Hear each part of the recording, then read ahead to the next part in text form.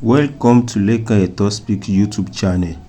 Thanks for watching. Please don't forget to lovers all over the world. Update ta tún mú wá fún yìí eléyìí ó tún lágbára o. Àrò ẹ̀yin ọmọ Nàìjíríà, gbogbo ẹ̀yin alágbára Nàìjíríà, both Nigeria and offers tẹ́ jẹ́ alágbára. Àrò yín kẹ́ farabalẹ̀ wo fídíò yìí. So ẹ rí pé arábìnrin tí wọ́n ń sọ̀rọ̀ yìí wọ́n ń wá ìrànlọ́wọ́ ẹ̀yin ọmọ Nàìjíríà. Wọ́n ń wá ìrànlọ́wọ́ àwọn ọmọ Nàìjíríà. So ẹ bá wa share àwọn fídíò yìí, ẹ bá wa share fídíò yìí so that a lè débi tó yẹ kó dé. Ẹ rí pé wọ́n pariwo, wọ́n dìrẹ̀bẹ̀ wípé wọ́n ti fẹ́ fi ọwọ́ ọlá gbá àwọn lójú nípa property tí olóògbé fi sílẹ̀ fún àwọn, ìyẹn Alhaji Iyawo Tejumola òyìnbó onirin tí gbogbo èèyàn mọ̀, wọ́n popular ngbà yẹn tí late Dr. Sikiru Ayinde Barrister tí wọ́n kì wọ́n nínú ọ̀pọ̀lọpọ̀ record. So ẹ farabalẹ̀ wo fídíò yìí kẹ́ gbọ́ nǹkan tó ṣẹlẹ̀ gangan. A gbàládùra wípé ilé àtọ̀nà ẹnì kọ̀ọ̀kan wa kò ní bàjẹ́. So tí a mú aṣojú wọn ní ìsinísìn tẹ́ ń wò yìí ó ní ṣe pẹ̀lú gbajúgbajà oníṣòwò ni Alhaji olóògbé Alhaji Iyawo Tejumola onirin táwọn èèyàn mọ̀ tí Dr. Sikiru Ayinde Barrister tó kí wọ́n gbà náà òyìnbó onirin ó ní ṣe pẹ̀lú ìdílé wọn. Wọ́n lẹ́nu oníkan láti gbọ́ pọ̀n wọn, ẹnu ọlọ́fà láti gbọ́ mọ́ta. Ẹ káàsán mà. Yes ma. Orúkọ yín mà. Orúkọ mi ni Alhaja Tejumola, ìyàwó late Rahim Abọ́lárìnwá Tejumola. Tejumola onirin. Tejumola òyìnbó onirin. Kí ló ṣẹlẹ̀ gan mà? Nǹkan tó ṣẹlẹ̀ ni pé lórí ilẹ̀ tí wọ́n fi ń ṣe iye tán fi ń kórin sí ọ́fíìsì, wọ́n lọ ọ́fíìsì wọ́n fi ń kórin sí kán tó kú. Ilẹ̀ yẹn dẹ̀ ti wà ń bẹ̀ ìgbẹ́ March 7 ló pé 25 years tán kú.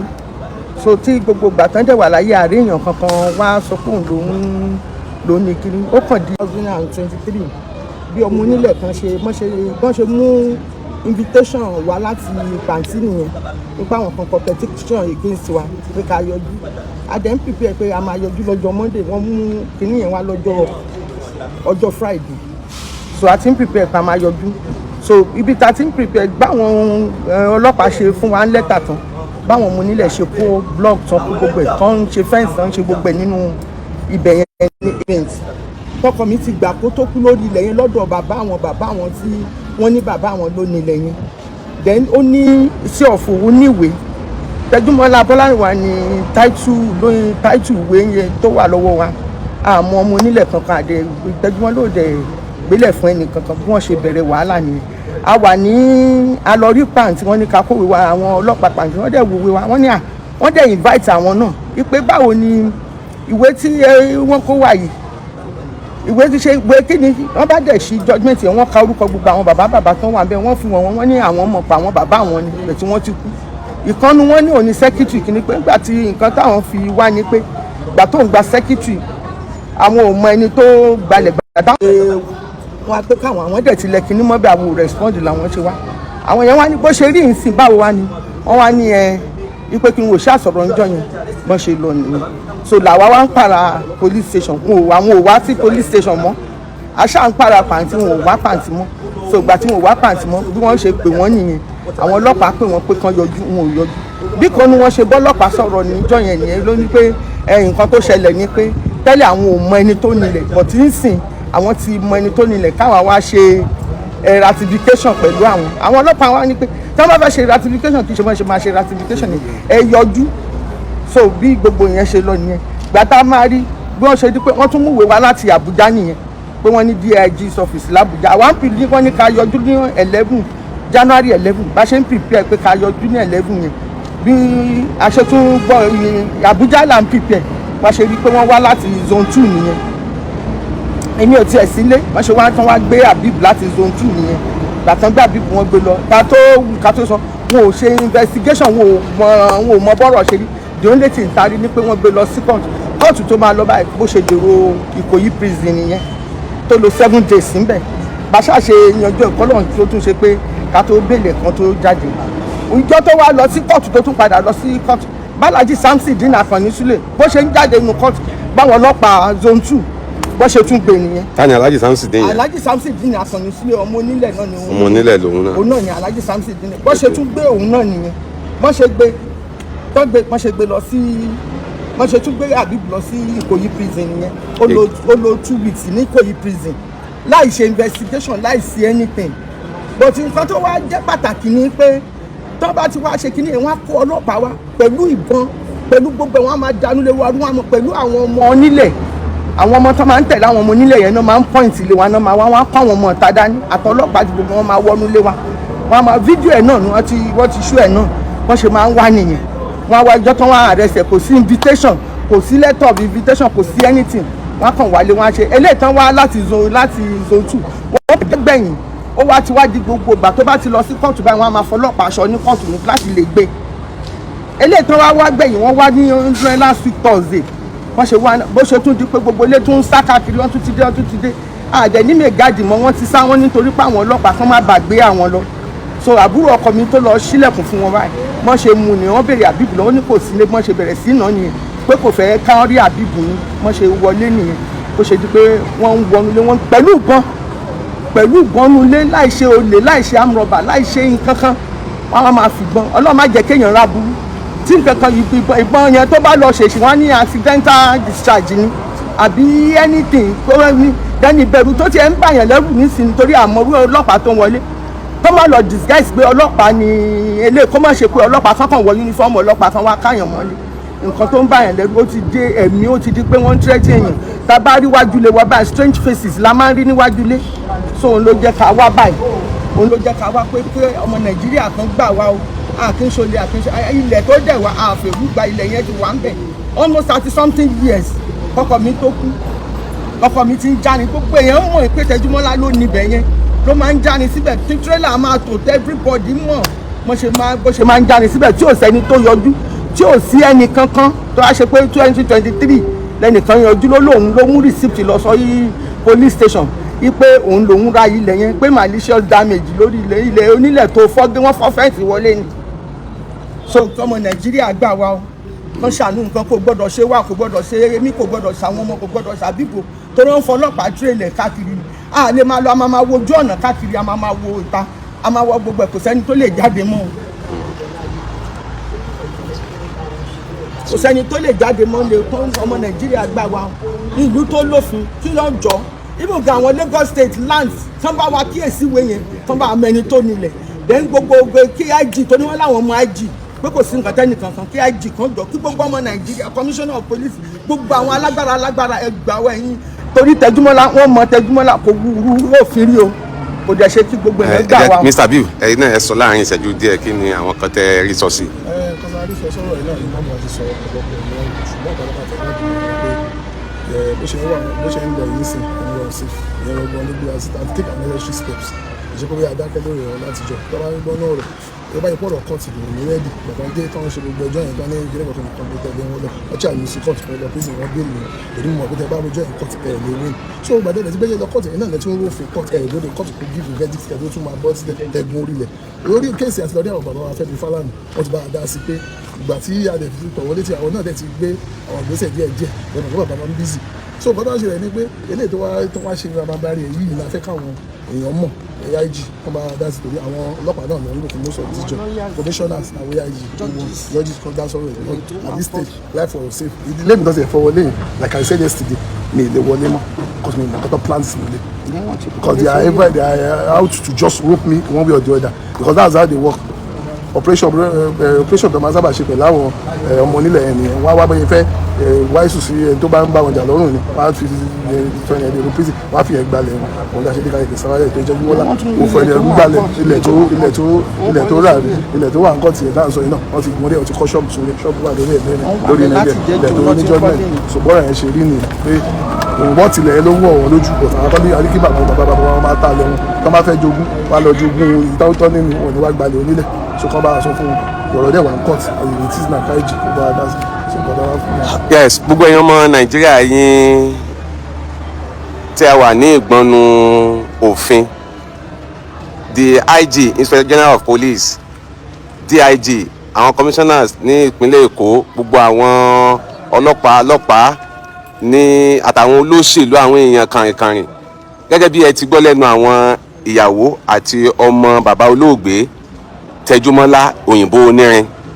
Yes, àwọn náà ní bí wọ́n ṣe ń dààmú àwọn ọmọ yìí, bí wọ́n ṣe ń dààmú àwọn ẹbí wọn. Ó dà wọ́n sọnù ọ̀rọ̀ lánàá pé màmá àgbàlagbà kan wà nínú ilé-ẹjọ́ tí wá báyìí nísìnyí ṣọ́ọ̀kì ti mú màmá. Ẹjọ́ dẹ̀ wà ń kóòtù. Kí àwọn tí wọ́n ń ṣiṣẹ́ ilé yìí kí wọ́n ó fọkàn balẹ̀, kí wọ́n ṣe sùúrù kí ilé-ẹjọ́ ó gbèdájọ́ kalẹ̀. Àti pé gbogbo àwọn ìwé tí àwọn ìwé tẹ́yìn ní judgement tẹ́ni ẹ̀ṣẹ́ fi hàn àwọn ọlọ́pàá tí wọ́n tún wá ń kọ́lọ́gbọ̀n wá lé yín ni. ọlọ́pàá ní ẹ̀mọ̀ mọ́sọ́ wí conspiracy ọjọ́ ń ṣiṣẹ́ papọ̀ different police. Kò lè jẹ́ àwọn ọlọ́pàá gidi, ọlọ́pàá gidi ò ní rí mọ̀pẹ́jọ́ wà ń kóòtù kó tún máa wá bá yín.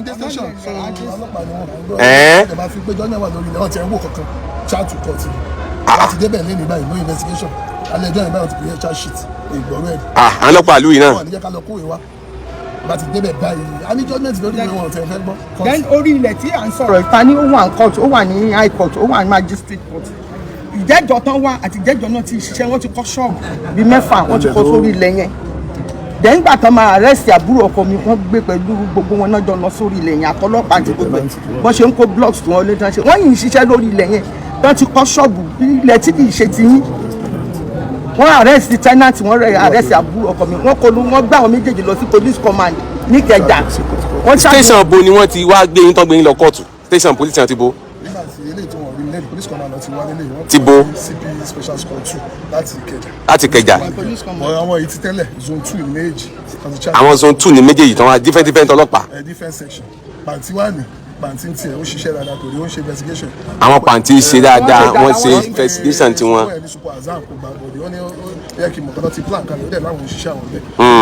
ìyẹn ní pàǹtí. alájí super azam ṣùgbọ́n yẹn lọ fi wáṣọ làbújá àti ìdàbújá tó ti zone 2 fi dé. a lè jẹ́ kí zone 2 mọ̀ pé kéèsì wà ní pàǹtí kó lọ gba 5 kó lọ bẹ̀ lọ gba 5 ó kàn chat to court. ok, àwọn ọlọ́pàá zone 2 ni wọ́n gbé yín lọ sí court lákọ̀ọ́kọ́, àwọn section míì lọ tó wá gbé yín lẹ́ẹ̀kejì lọ sí another court again, court méjì ọ̀tọ̀ different court.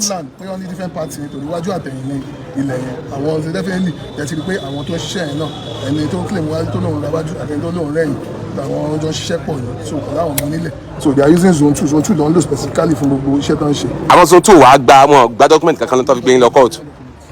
wow. iléeṣẹ́ ọlọ́pàá orílẹ̀-èdè Nàìjíríà, Inspector General of Police, àwọn ọlọ́pàá ọ̀rọ̀ tó bá tiẹ̀ ti dé kóòtù ọlọ́pàá náà wọ́n sì mẹ̀dọ̀ lórí ẹ̀ ní kí ilé-ẹjọ́ lè gbé ìdájọ́ kalẹ̀.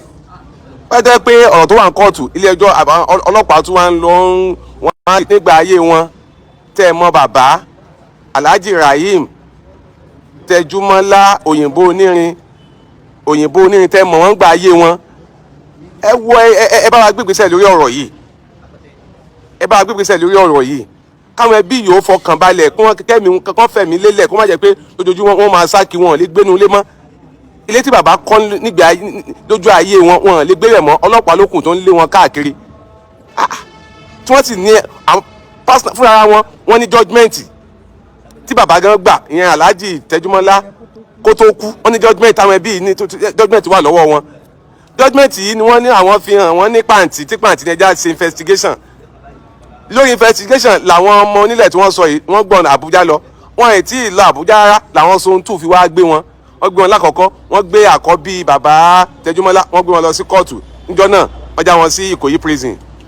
wọ́n tún yá àwọn míì tún wá láti Ìkòyí láti zone 2 náà, wọ́n tún pé wọn, wọ́n tún lọ sí kóòtù again, wọ́n tún gbé wọn lọ sí kóòtù, wọ́n tún lo ọ̀sẹ̀ méjì. kí ló dé? ọlọ́pàá orílẹ̀-èdè Nàìjíríà wọn ṣèyàn báyìí. zone 2 nípínlẹ̀ Èkó, Inspector General of Police, bá wá nǹkan ṣe sí ẹ̀yin ọ̀tọ̀kùlú èèyàn, ẹ dìde ńlẹ̀. àwọn tí ń ṣojúṣe tiwa báyìí wọ́n jà láì jẹ́ pé wọ́n jalè lẹ́wàádìí kàkà lẹ́kọ̀ọ́bọ̀n kó gbogbo ẹ̀. kí ló dé? please and please, ẹ jọ̀ọ́ nítorí Ọlọ́run ẹ jẹ́ kí ilé ẹjọ́ ṣèdájọ́ lórí ẹjọ́ tó wà ní kóòtù. ẹ̀yin ọlọ́pàá, Commissioner of Police nípínlẹ̀ Èkó, zone 2, AIG l'Abuja, DIG, ẹ bá pe àwọn èèyàn yín tí wọ́n ń ṣiṣẹ́ kíṣẹ́ yìí o. tẹ́jọ́ bá ti wà ń kóòtù bó wá jẹ́ pé ẹjọ́ tó wà ń kóòtù wọ́n tún lè máa lọ gbé wọn lápá ìyáká ẹ jáde ẹ sọ fún wa ká mọ̀. àwa ní dákẹ́ o àní dákẹ́ o àwọn ẹbí yóò lè súnlé wọn lè wọlé mọ́ kí ló dé.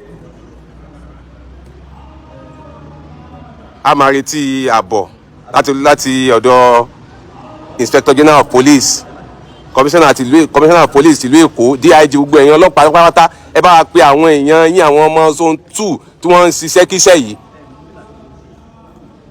ẹ bá wa pè wọ́n o wọn ò ní ṣiṣẹ́ ẹ bá wa pè wọ́n o kí wọ́n fi ilé ẹjọ́ lẹ̀ kí ilé ẹjọ́ ṣèdájọ́ lórí ẹjọ́ tó wà ní kóòtù o. kí ilé ẹjọ́ dájọ́ lórí ẹ̀ kí ilé ẹjọ́ bá gbé ìdájọ́ kalẹ̀ á dẹ̀ mọ̀ kí ilé ẹjọ́ gbé verdict kalẹ̀ tó bá yẹ pé judgment tó wà lọ́wọ́ wọn kò jẹ́ níhùn ilé ẹjọ́ ni ó sọ èsì ọlọ́pàá ni ó sọ náà.